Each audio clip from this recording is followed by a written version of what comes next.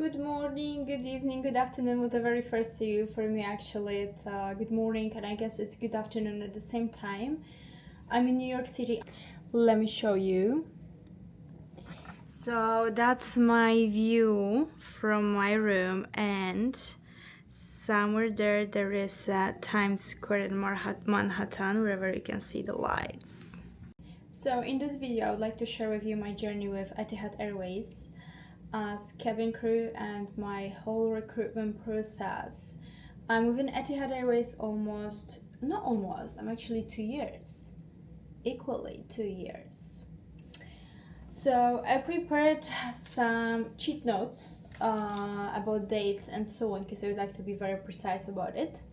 So I will have a look meanwhile, telling you the stories, how everything went for me. This video is about to share with you my own experience with an Etihad Airways in terms of recruitment process and the timelines. I would like to be precise about dates and everything to give you a clear example how it looked like for me and maybe what you can expect from yourself.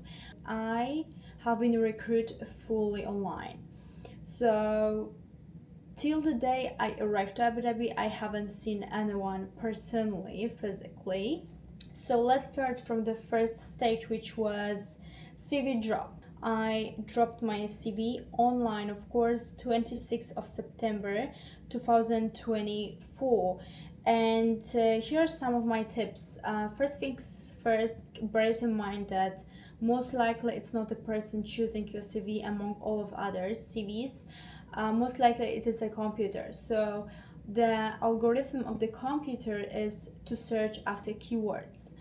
My suggestion is to go to the website of the airline you would like to apply to. It doesn't really refer to Etihad Airways only, but to other airlines as well, especially very big companies where just one human being doing so manually cannot handle it, I guess.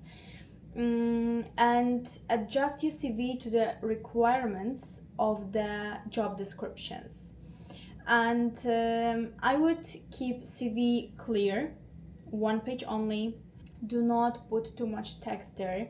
It's not needed and it's not readable, in my opinion. And do not send the same CV to Emirates, and do not send the same CV to Etihad which you have sent to Emirates. There's a big red flag. Focus on the company itself. I was taking part like many years ago in workshops regarding writing CV, and they shared with us one important tip, which is using colors of the company. So for example, Etihad has colors brownish, goldish, and purplish. So I would use such colors. However, do not overwhelm it. Do not make it too much. Make it clear, elegant, and professional at the same time. For Emirates, what colors are there? Red and beige. Keep it like this. Again, do not put too much. Make it look clear and elegant at the same time as well. A very important section for airlines are such things like nationality, your height, and your weight. It is important within this field of being cabin crew, for example, us. There are requirements regarding height. You need to have particular height at least to reach head tracks, or very often on all of those open days or assessment days, whatever you name it, they check your reach, if you can reach particular height. Usually it's 212 centimeters, however it keeps changing, so it's really good to be up to date with all those requirements wherever you apply for it. Full name, again, is very important section. Airlines pay attention to your weight, as being overweight not really can help you within this job. Honestly, you put on weight in the air, just you can even handle the same calories you do. However, the cortisol can do their job too. And I don't know how come, but in the air you lose your strong will, honestly. So you do snack here and there, you eat during nights, because you work 17 hours. So what else can you do? You need to have power to serve food, to be alerted in terms of security and safety procedures. So for all of this you need energy and you need to eat. Again, it's your choices whatever you're gonna eat. However, also lack of sleep results in high cortisol. For example, in my case, I'm a very stressful person, and cortisol of course is not helping me here at all, and unslept nights neither. What else can I tell you? Of course you need to put your email, but do not make such weird email names like sweet cat or whatever. Just keep it professional, your name, surname at gmail.com or whatever domain you're using, and your date of birth. For some airlines there's requirement of age. Maybe it's not written officially, but they have their own rules. So I would suggest to be very honest with that and to write the actual date of birth, do not lie, because at the same time the truth gonna be revealed sooner or later, and at the same time you need to show all of your documents including passports and so on, and it needs to be authentic, right? You cannot change your name, surname and date of birth on all of your documents, I guess. Very important section for airlines is also educational background with dates. Keep it simple, professional. Do not write what you are being taught there. In my case, I wrote the name of the university in English, city and country because I also studied abroad, and the dates within which I studied and what educational degree I gained throughout my university time. Also languages. However, airlines don't pay attention that much to the languages you put on your CV, because the most important part is when you declare your languages. You declare your languages only those that you know, that you are aware that you know them very very well and you're able to help in case of medical cases within that language you declared, okay? And for some reason they pay attention a lot to hobby and skills. Of course, for some reason they pay attention to hobbies. I have my own opinion about this. That can be because they want to see what kind of person are you. So bear it in mind that working as cabin crew, you need to be a team player. You need to have interpersonal skills well and communicational skills on that highest level, as you use the skills every single day, and not having ones can make your life way worse and more complicated, because you would be more eager to enter into arguments within the team players, within your colleagues or even passengers or whatsoever, and that's a thing that none of us wanted. So put such hobbies which reflect you, like again, do not lie, however focus on those hobbies that show your communicational interpersonal skills, as where that you are the good team player. Use those skills that are the most relevant to the job you're applying for. Do not come out something out of the blue, like for example in my case I'm a lawyer, so instead of putting the same things I would put on the CV to the law firm, I will choose the ones that are applicable to the role of cabin crew.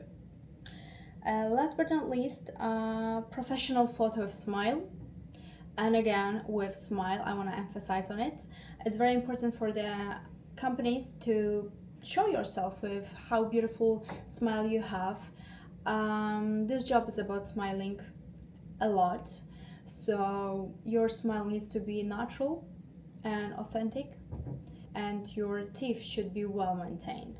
I would like to also highlight one thing about the CV as well. This is what you're gonna present on your interview. Put emphasis on customer service, as this job is about customer service, and as I have already mentioned, computer is choosing the CVs, selecting them, so use the keywords again. 3 days after my CV dropped, I received invitation for video assessment, and the video assessment expiry date is just 1 week, and that was a bit tricky honestly. I uploaded the video on 2nd of October, and in my case I had 2 questions and 1 minute each to answer. And again, the answer has been recorded video wise, and the first question has been asked me, and I needed to record the video like until waist, like mostly, let's say, selfie option, however, not like from the hand, but just like put your phone in front of you or whatsoever. And you needed to look directly into the camera, otherwise you look like you might be reading something, or your eyes are following something that is that might disqualify you immediately, so I would suggest not doing so. So the first question was about introducing yourself. Say your name, age, nationality, and what kind of person are you. And it seems to be very easy. However, 1 minute for saying all of that, including the appropriate tone of voice and the pace of way of talking, made things a bit complicated, because saying all of that and introducing yourself in the best way possible within 1 minute, it's not maybe enough. I would suggest practicing a few times, recording yourself and then seeing how you responded to all of that, and correcting yourself and doing so again, because I could have choose only 2 attempts maximum. And the thing is that the latest attempt is recorded, so if you decided that actually the first one was better, you cannot come back and you cannot choose the first one. So just be well prepared for that. And the second question I had, I needed to record myself fully. So basically you're gonna put your phone somewhere or laptop, whatever way you record it, and you need to walk back. So I would suggest to have a clear background without, you would be surprised, but some people record videos like this applying for job with the poster of a naked woman or whatsoever. Like, do not do so. And you need to walk back. Okay, so what I have mentioned, I already forgot. So once you put your phone or laptop or whatsoever, you need to walk back, and never ever turn your back to the camera. It's the same like you're turning your back to the people, which is very offensive in many cultures, and it's not elegant, and savoir vivre is not accepting that. So you need to walk back looking at the camera and like facing the camera. So you need to be showing fully. Your posture needs to be composed, you cannot slouch. Your gestures, your body language needs to be very composed and controlled. You need to move your hands, however, do not over move them. And the question I had was, tell us about your customer service experience. And again, you have 1 minute to do so. And if you are very curious, do so. Record it within 1 minute, saying all of that you would like to say about your customer service, and you will see that 1 minute is not enough. So in my case, I was practicing, just recording myself with the video, and I was cutting sentences and cutting and cutting and cutting to show, to say all of that I sent in the CV, however, to make it very composed at the same time. Again, speaking, do not speak too fast. You need to speak slowly and elegantly. Again, look directly into the camera. I know that might be very stressful for some people, but that's what they are looking for. And focus on relevant informations only, and smile wherever is possible, but make it natural. Do not make it looking cringe or whatsoever. Next stage. 22nd of December, I received an email with interview invitation, and I chose interview for 11th of January. And what questions I had, so basically I would like to say a bit how it looked like in my case. The day before the interview, they send you an email to make sure that you have microphone settings and video settings done appropriately, and you should show up 10 or 15 minutes before that, like any kind of appointment, at least in my culture, being on time is being late already, same innovation. So be sure that you're a bit earlier than your time indicates. And we were waiting, all of us, there were so many people. I cannot tell the number honestly, but there were so many people, and we were waiting in such a thing like lobby, let's say, but online. And I'm pretty sure that there was somebody who created that meeting or whatsoever, that was watching us. If we have camera on, if we are bored and we are just, instead of like talking with each other and getting to know each other, which actually every single day on board looks like that, we just open the phone and do whatever we want in the phone, or we just mute ourselves or turn off the camera. So I know that many people who were doing all of this, I have already mentioned, they were disqualified. And people who were trying to interact with each other, smile, they were like talking positive stuff, and especially talk about others and ask them about their experience, their life, how's their day, and so on, where they are from, la la la, instead of focusing on yourself, because again, your job is about this as well, the job that you are most likely applying for. And further on, one by one, we were being chosen for one-on-one interview, and there was a list in the chat who's going in which sequence. And for example, in my case, finally my turn came. I was invited one-on-one interview with the gentleman, and he told me that my camera is very blurred, he cannot see me, and he told me such a thing to show him like my area around, which I did not expect honestly. So make sure your room or wherever you're applying from is clean area. That would be a good tip as well. And what else? He asked me what we can do about this. So I felt it's a bit tricky, and I felt like they are asking me how I can solve issues, like I was searching in anything that they said that they are already testing me for my new job. So what I suggested, just give me a few moments please, if that's not disturbing anyone else. I will switch the equipment, and I will switch the device, and I will just connect from laptop or phone. I don't remember which actually I initially connected from. He said okay, that's fine. So then we reconnected again on the other device. He said, oh my god, the vision is perfect, la la. So the questions, I think everyone's waiting for this part, the questions I had. So tell me about yourself. What kind of person are you, and why Etihad? I don't know why I'm sitting like this honestly. I think the whole video was like this. Why are you a good fit for this position? So just make sure that you're having a strong arguments for that. Who's a cabin crew in your opinion? It's really important to prepare yourself for all those questions. And again, when you respond the question, just look directly into the camera. They pay attention if you look somewhere else. And again, the tone of voice you're speaking, if you're very stressful or not, if you're very stressed or not, and nervous about this whole situation or not. And what else?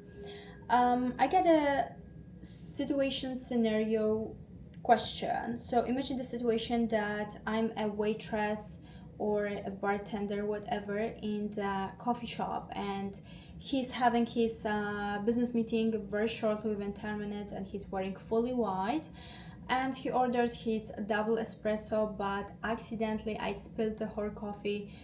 I spilled the whole coffee on his white shirt, and it is not white anymore. But again, he's starting his business meeting shortly, and what now?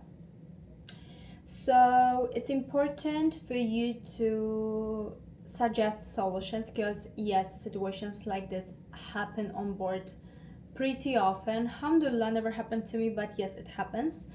What you can do about this, and remember that prepare more than one solution, like 3 or 4, because the first 2 solutions even though they might be amazingly good, they're gonna reject it. They're gonna be not happy, because remember, in the aircraft you will be dealing with very picky and difficult passengers, either you want it or not. So prepare yourself with more solutions for whatever situation that's gonna be, because eventually they're gonna accept your solution, and they're gonna be happy about this. And talk to the recruiter, whoever asked you this question, the way like you would talk with the real person, real passenger on board, if that happens. So remember, empathy, hear the person, apologize 1,000,000 times, and show them solutions you would like to offer, that you are valued. And on top of this, thank them for understanding and apologize again for the situation occurred. Also, during my interview, there was a situation. I was answering one of the questions, and the recruiter muted himself out of the blue. He removed his headsets, like literally he stopped listening to me, and there was somebody who approached them, and they started talking in between each other. And again, I felt it's like a trap, like what to do now. So I guess that they were assessing you this way as well, because I heard from some people who had interviewed before me that this happened to them too. So what happened in my case, I just stopped talking. I was smiling, because again, you cannot show that you're not happy about this, because again, you're applying for the job position. Situations like this on board may happen, doesn't happen often honestly, but may happen. And how you gonna react, how you gonna behave in that situation. After they finish, he apologized for this and so on, and I said no worries, it's fine. And we spoke a bit about this, how was his friend or whoever that was, and came back to the question I was answering. And to last but not least question I had was, actually after working 2 years on board, I can tell that this happens basically every single flight. So the guest heard few rows ahead of them, that you're having beef, but once you reach his row, you don't have beef anymore. And what now? How are you gonna speak to the guests? How are you gonna explain them this? What you gonna offer? And so on. Proceeding to the next step. As 5th of January, I uploaded my photos, because they also asked me for this, and they asked me for at least 2 full-length photos of myself, and again, a confirmation of my height. Again, do not lie here, like maybe it can vary 1 centimeter to maybe not. That might be a red flag for the airline, for the company, because you might have lied. They don't want this, it's not nice. And I remember that they asked me for the photo wearing white and black, pencil skirt around the knee length, not too tight, white shirt and black blazer, and again my hair done in bun and full makeup. And second photo, again full length, was more casual, jeans, white t-shirt, and also high heels, and hair open. They wanted to see your hair color and how long is your hair, for some reason. What else? 12th of January, so basically the day after my interview, I received English test, and I submitted this English test the same day. You have 2 days to submit it. What to tell you about the English test, it was very, very long. It's such type of test that AI is adjusting questions to your level. So first few questions, which was about listening, reading, and I think grammar questions. They were very random, and they were checking what level we are talking about. Is it 8.0 or maybe C1? So I think in my case it was pretty high level because the questions were very, very tough later on. Yeah, but it means I passed it because 15th of January, which is 3 days later, because I remember I did it on Friday, so on Monday I received an offer letter with sample of contract and basic salary plus a request of further documents. And 22nd of January I submitted all documents. I remember that there were a lot of documents to do so. And almost a month later, which is 19th of February, I received day of joining. I could have chosen between 3rd of May and 2 weeks later, I guess, and I chose the 3rd of May. And again, almost a month later, 13th March, I received employment contract to sign up, but they told me do not resign from your current job yet. I received for that separate email to resign from my current position wherever I was working. And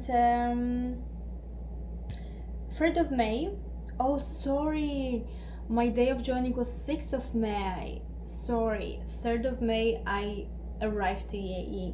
Sorry for that. I think I said it at the very beginning of the video, but that's fine. I clarified it now. So yeah, my 3rd of May I flew to UAE, and 6th of May it was my first day in academy.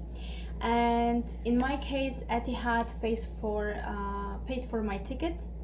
My ticket was upgradable. I could have flown in business class, which actually eventually happened. That time when I made it to Etihad, we were not flying to Warsaw, none of the cities in Poland directly. So I flew from Warsaw to, I guess, Frankfurt, and from Frankfurt to UAE. There is chauffeur who's picking you up and bringing you to accommodation. In my case, that was a hotel. I was living in the hotel for almost 3 months, and then I switched to the accommodation. And I remember we could have taken many bags, like saying many bags. Well, no, we couldn't. Yes, we could have, but only within Etihad. So the first sector, which was Warsaw, Frankfurt, I paid for my extra luggage and extra kg. However, for the sector Frankfurt, Abu Dhabi, everything was included in the price, so I didn't pay additional money for that extra big luggage and kgs. So yeah, that's my story and my time frame about getting and making to Etihad finally. So in total it was 9 months since I actually dropped my CV and flew to UAE. So if you have any questions, let me know in the comments below, and see you next video.